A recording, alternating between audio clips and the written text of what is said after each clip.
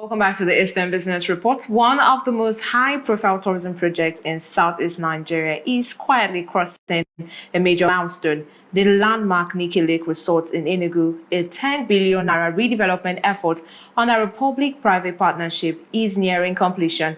But the real question is, what lessons can we draw from this project, especially when compared to other landmarks like Concord Hotel in Imo or Abia's current push with Radisson Blue? Is this the new model for sustainable development or just another ambitious rebuild waiting to lose momentum?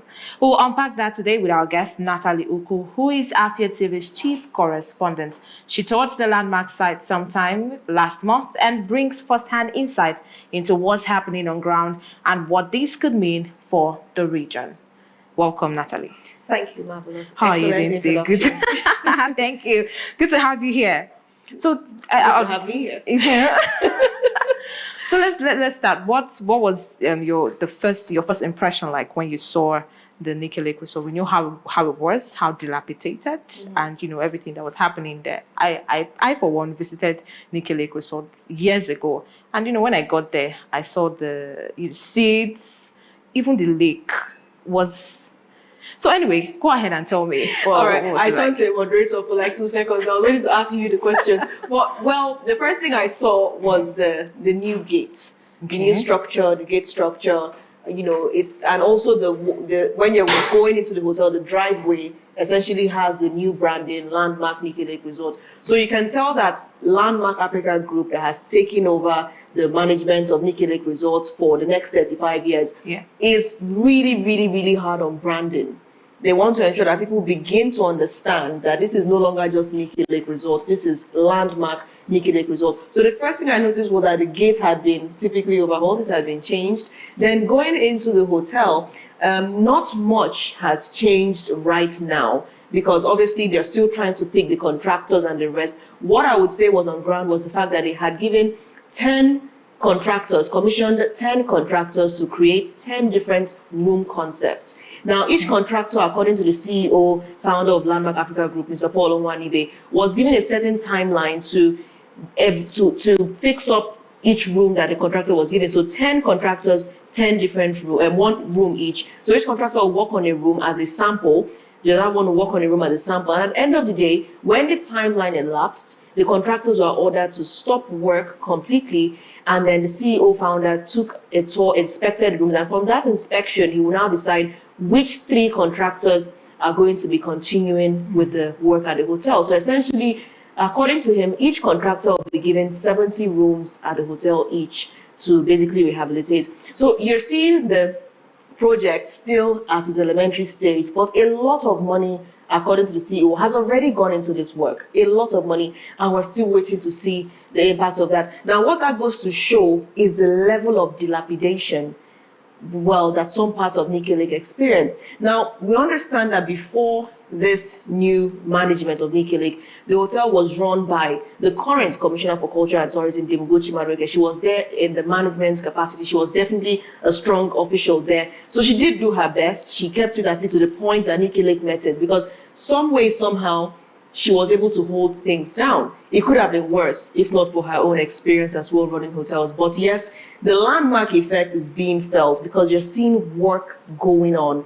I can't see the outputs yet, but I can see that people are definitely hammering in nails. Natalie, when you say she was holding it down, what do you mean by she was holding it down? How else do you hold something down? Because I was there. I mean it in the sense that she was managing the hotel before. She was basically in charge of the running of the hotel before. So she did her best to make sure that it was still habitable. Of course, people are still able to come there and lodge.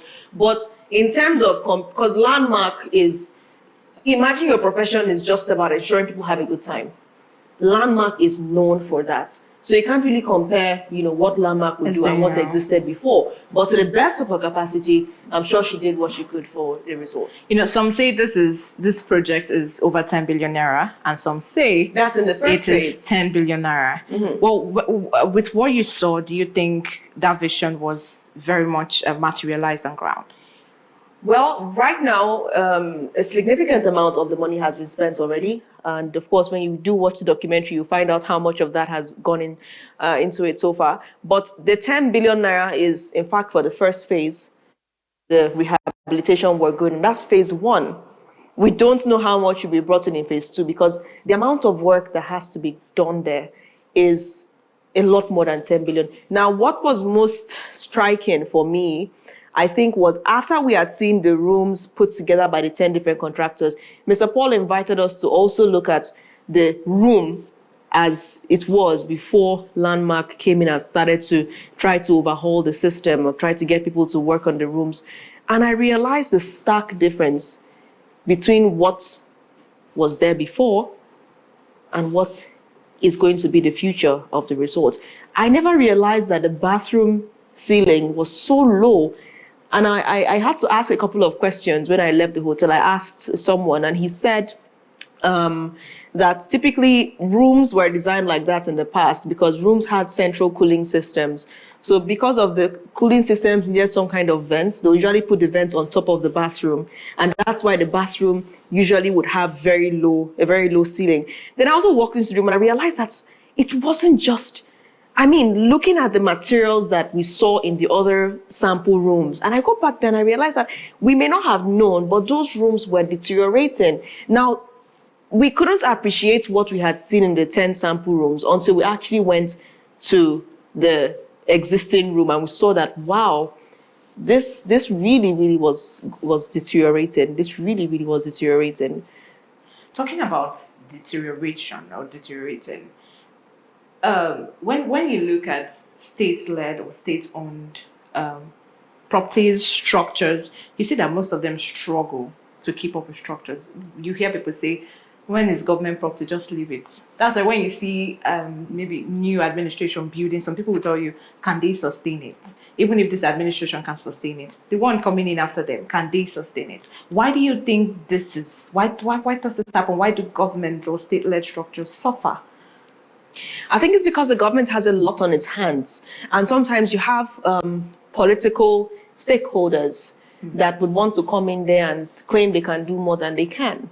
So at the end of the day, the government has a lot to do. So you want to revamp education, you want to overhaul health, you want to overhaul sports and recreation, you want to change everything. How are you going to be able to invest enough time and resources in one specific project? That's why they say government should not be doing business, which is why it's great that what we're seeing in Enugu State is more of concessioning. The government sets up a structure and eventually now concessions or partners with another to ensure that it keeps on running. But when a government decides to hold a hotel down or control it, you start to see it deteriorating. If we take it to Abia State now, look at the Eyimba Hotel that is currently it was lying fallow. Right now, we understand that Governor Alex Oti has entered into a strategic partnership with Radisson Blue, which is Radisson Hotel Group, which is one reputable institution that we know can do a lot of things for this hotel. So before that happened, of course, we had other groups that had come in and tried, but it did not work. So right now, because of the body language of the Abia State government, you can tell that people are very optimistic about what's going to happen, and especially because of the reputation of Radisson Hotel Group. So when you see that kind of partnership, that kind of collaboration going on, you can tell that something exceptional would definitely come of it. So with everything that is happening with Radisson Blue, happening right here in Enugu State with the Landmark, private-public partnership, do you think that's the way forward? It is the way forward. It is the way forward because you're seeing it. It just goes to show a selfless government. Because the government that is not selfless wants to say, it's me that is running it, I'm the one that is doing it. But when you're able to let go of that control, you start to see the positive benefits of that. Talking about Landmark Hotel, what impact does this have on the Southeast? It has massive impact on the Southeast. And the greatest impact, I would say, is its ability to pull people who initially thought they could find greener pastures outside the Southeast back to the region. If you look at the story of the CEO founder, Mr. Paul, you realize that he has had this great setup in Lagos. Amazing beach resorts. I visited there for one, and I'll never forget the giant slipper that used to be there, and we took lots of photos around. There were so many things that just made it feel good. We got there in the evening, I ended up leaving late at night. That's how great the experience was. He had a good thing going, and the federal government came in, and despite the back and forth around that time, they demolished that beach. I even asked about the slipper. Guess what Mr. Paul told me? That they had broken the slipper as well. That the slipper was not, it was like they demolished the slipper. And you see, that slipper is symbolic to the amount of little cute things that you would see around the beach that made it homely, that made you feel young again, that made you remember your childhood. So that happened to him outside the shores of the Southeast. And he came back, decided to invest in Enugu, and everything seems to be going as planned. So what the message is passing is that if you really want to develop something, develop your region, develop your zone, at least you can use this story of Mr. Paul as some kind of inspiration. And let's not also ignore the tourism potential as well. Yeah. Okay, before we let you go, Nathalie, I would like you to, this particular episode of Landmark Nikki Lake Resort will be airing on Spotlight, which you are the host of the show. I'd like you to give us more information on this. Yes, it's going to be quite interesting. Basically, we have a sit down with Mr. Paul. He gives us a tour of the resort. We go from inside to outside of the resort. We also have a sit down with him where we discuss his experience working here and, making that big decision to come back to Enugu.